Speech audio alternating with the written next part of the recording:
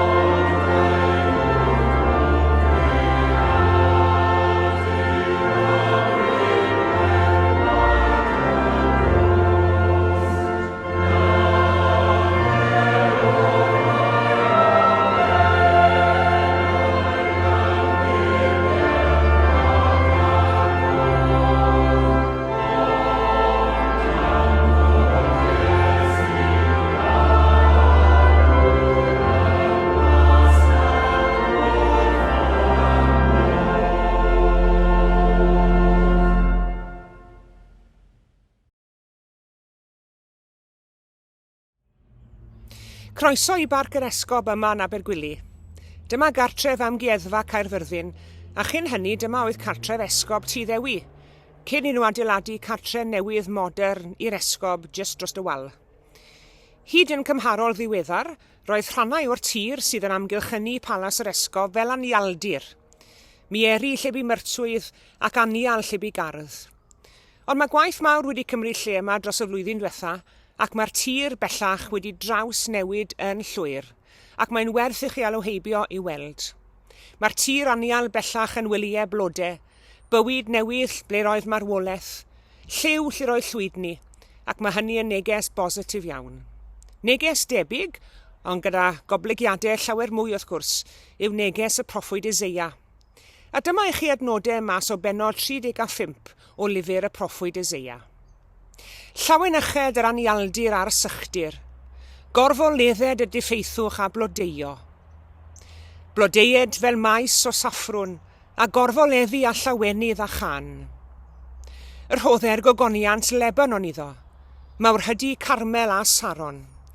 Cant weld gogoniant yr arglwydd a mawrhydi ein diw ni. Cadarnhewch y dwylo llesg, cryfhewch y gliniau gwan. Dywedwch wrth y pryderus, ymgryfhewch nac ofnwch. Wele fe ddisgyn ar Edom, ar y bobl a ddefrydau farn. Yna fe agori'r llygaid y deillion, a chlistiau'r beddariaid. Fe lamar cloff fel hydd, fe gan tafod y mudan. Tir tyrfaoedd allan yn yr anialwch, ac afonydd yn y diffeithwch. Bydd y crastir yn llyn, a'r tir sych yn ffynhonnau byw. Yn y tir garw lle cyrchau'r siacal, bydd gweirglodd y gorsennau a brwyn.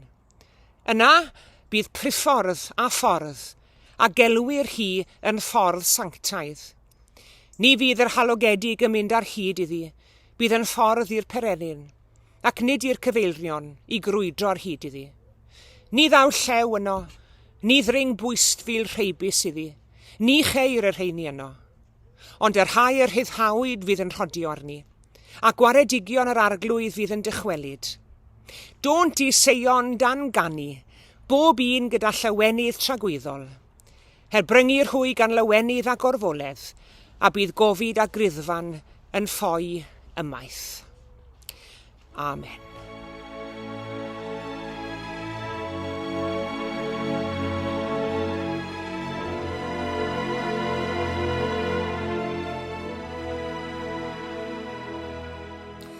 Rwy'n nôl yn ystydu nawr, mae bach yn dwym yn draw yng ngerddi'r amgueddfa. Yn y benod sydd o dan sylw gyda ni y bore yma, sef penod 35 o lyfr y proffwyd Eseia, fe ddarllenw ni am addewid Duw yn y diffeithwch. Nawr, wn i ddim os ych chi wedi gweld lluniau o ran ialdir yn Israel a Phalestina, a Syria ac Iran ac Irac. Mae'n llawer mwy dramatig na'r anialdir a fi yma am Harc yr Esgob cyn i'r trawsnewidiaeth gymryd lle. Mae'r diffeithwch yn y gwledydd yna yn cynnwys tir creigiog a sych. Mae'r tywydd yn grasboeth neu yn ddifrifol o'r. Mae dŵr a bwyd yn bryn, heb sôn am y creaduriaid sy'n cerdded o amgylch yn llygadu swper.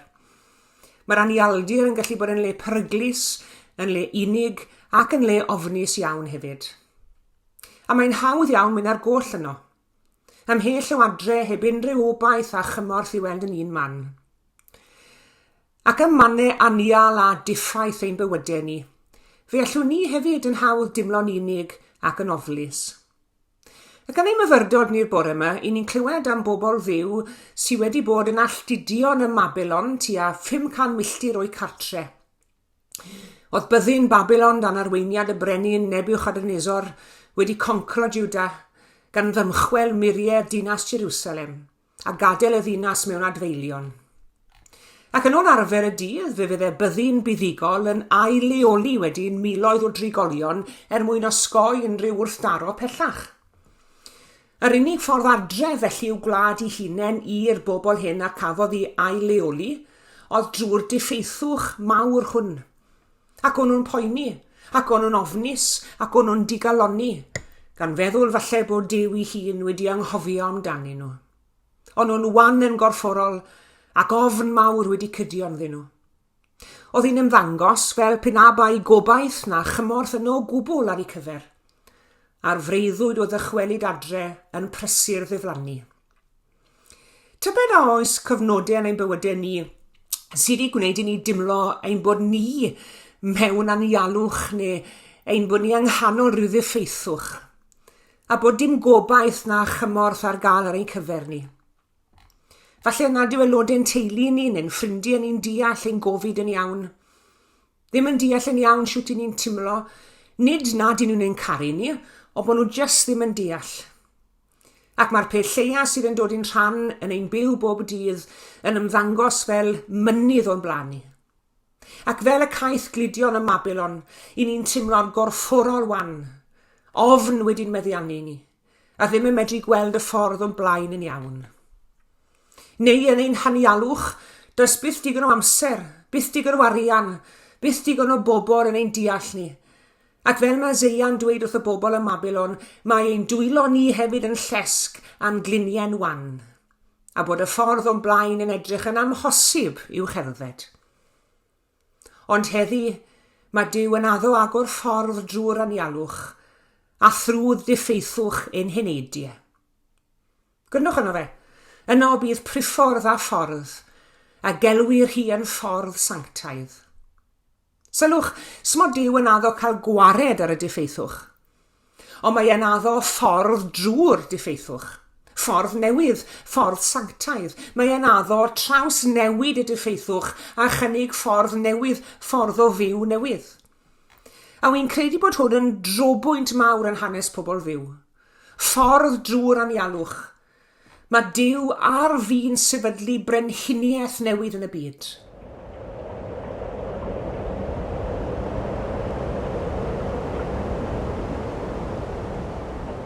Yn gyntaf mae Duw yn addo traws newid y diffeithwch. Gwrandewch ar yr adnodau eto. Llawen yched yr anial a'r sychdir, gorfoledded y diffeithwch a blodeo. Tri dyfroedd allan yn yr anialwch ac afonydd yn y diffeithwch. Bydd y crastir yn llyn a'r tir sych yn ffynhonau byw. Bydd gweirgloedd a gorsennau a brwyn yn y tir garw. Yno bydd priffwrdd a ffordd a gelwir hi yn ffordd sanctaidd. A dyna beth yw traws newidiaeth yn dyfe. Smod Duw yn cael gwared o'r tir anial, ond yn hytrach yn ei draws newid e. A'r ffordd mae yn mynd ati i'w draws newid e yw wrth ympresynoli hun yn y diffeithwch.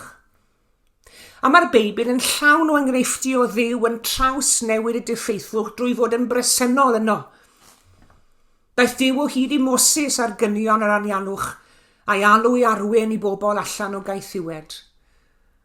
Pan oedd y frenhines Jezebel yn bygwth bywyd y proffwyd Elias, dihangodd Elias i'r anialwch a daeth Duw o hyd iddo, wedi blino'n lan, a daeth yr arglwydd ato ac ail gynnau ysbryd a'i arfogi ar gyfer ei genhadaeth newydd. Ysbryd yr arglwydd arweiniodd Iesu i'r anialwch i gael ei demptio gan y diafol. Ac roedd Duw yn bresennol yn Jwdea, yn effeithwch teyrnasiad yr Rufeinied, yn bresennol mewn baban bach a anwyd o gwpl ifanc, ac a dreuliodd y noson mewn stabal. Os mae digon o enghreifftiau, ond os anghofiwn ni bopeth heddi, gadewch i ni gofio hyn. Nid dyle i anialwch neu dir diffaith o'n bywydau ni mae Duw yn gwneud, ond i draws ffurfio drwy ei bresenoldeb.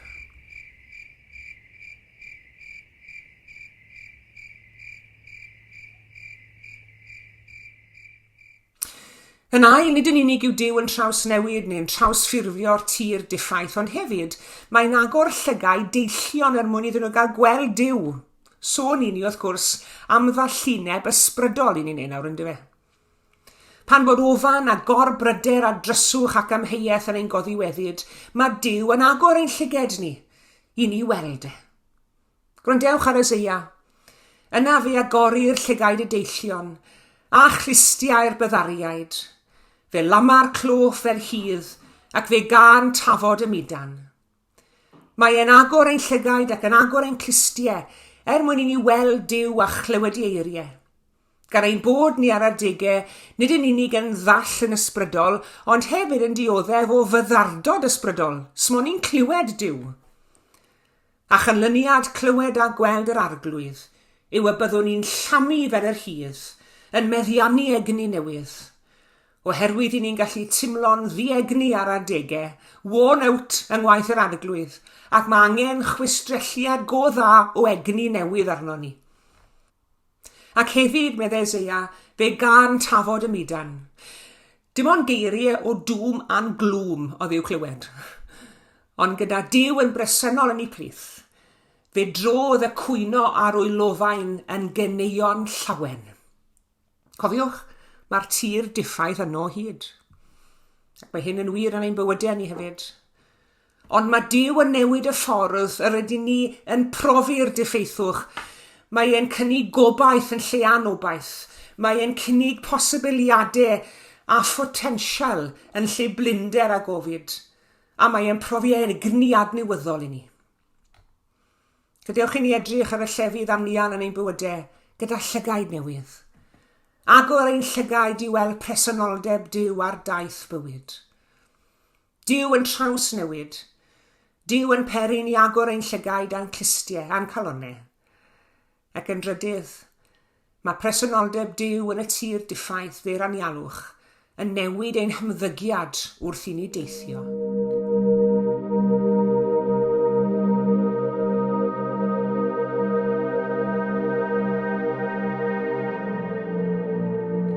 Gwrandewch ar Eseia. Cadarnhewch y dwylo llesg, cryfhewch y gliniau gwan, dywedwch wrth y pryderus, ymgryfhewch ac nac ofnwch. Wel, haws dweud na gwneud yn dywi. Mae bywyd yn gallu bod yn tyff ar adegau yn dywi. Mae rhyw dir anial neu ddiffeithwch ynghydd yn dyfnderoedd ein heneidau ni gyd bob un. A heb gymorth, Mae'n dwylo ni'n llesg, mae'n pengliniau ni'n gwan, mae'n calonau ni'n ofnus, hynny yw fedrwn ni ddim i gwneud ti ar ein pen ein hunain. Ond yn Iesu, mae Duw yn medru gwneud ac mae Duw yn medru addo parhau yn harwen ni a bod yn bresenoldeb gyda ni yn yr anialwch. Mae Duw yn Iesu wedi addo agor ffordd newydd i ni, ffordd sanctaidd. Ac wrth i ni deithio, beth am i ni drio timlo cariad adnewyddol Duw yn ein hamgylch ni, ni dimlo fe o'r newydd, a blasu fyddeiant, bod yn ymwybodol o'i bresenoldeb yn ein traws newid un ar y bach, a phrofi o'r newydd, a ddewi Duw i ni, i chi a fi, pan fyddwn ni'n timlo bod yr anialwch neu'r tir diffaith yn cael amdano ni. Medde Eseia, ond yr rhai yr hyddhawyd fydd yn rhodio arni, a gwaredigion yr arglwydd fydd yn dychwelyd. Dont i Seion dan ganu, bob un gyda llawenydd tragwyddol. Herbrynu'r hwy gan lawenydd a gorfoledd, a bydd gofid a gryddfan yn ffoi ymaith. Yng Nghrist, i ni'n teithio ar hyd ffordd sanctaidd Duw, drwy ba dir diffaith bynnag a ddawi'n rhannu ar daith bywyd. Dyna yw newyddion da. Amen.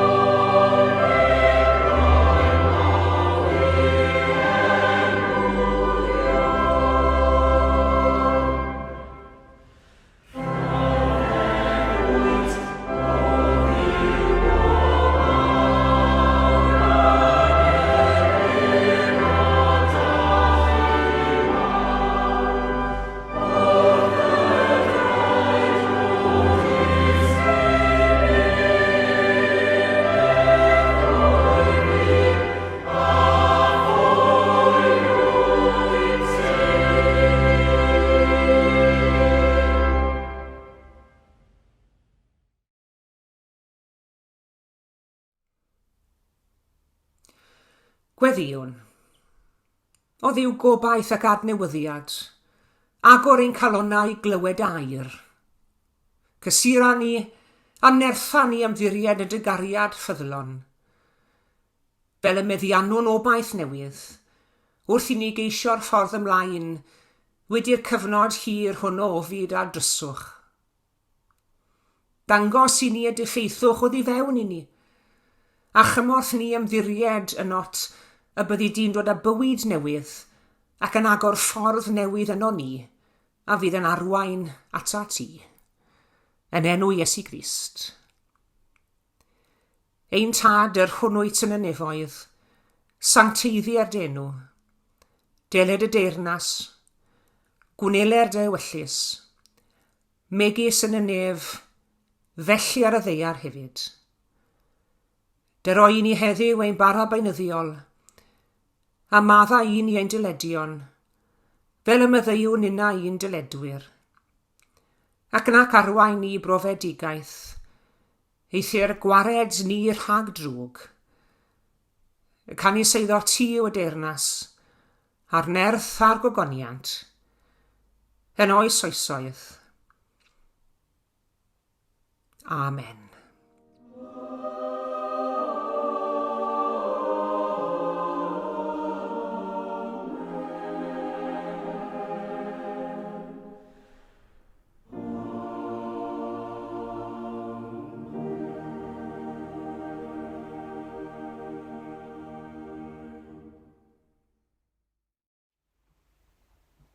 Diolch yn fawr iawn i chi gyd am eich cwmni. Tan y sul nesaf, cadwch yn ddiogel ac yn iach.